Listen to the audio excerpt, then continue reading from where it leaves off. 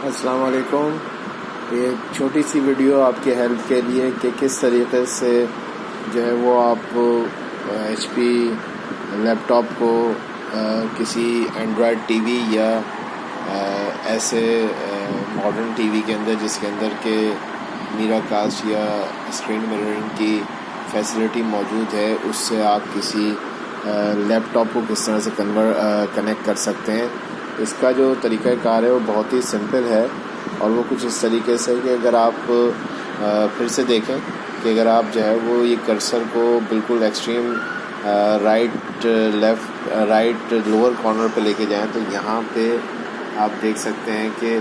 ये मेरा कर्सर है और मैंने इस बटन को दबाया था तो इससे ये इसका बार ऑन होता है और यहाँ पे कनेक्ट का जो है वो एक ऑप्शन होता है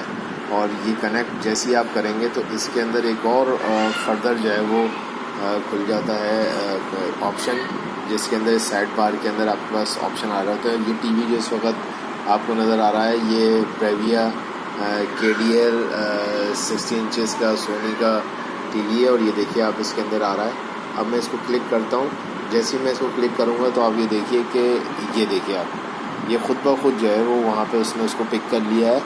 और ये देखिए बिल्कुल अब आप देख सकते हैं कि ये स्क्रीन मिररिंग हो गई है और अब आप इसके ज़रिए से जो दिल चाहे वो आप इसके ऊपर प्ले कर सकते हैं। ये स्क्रीन मिररिंग हो गई जैसे कि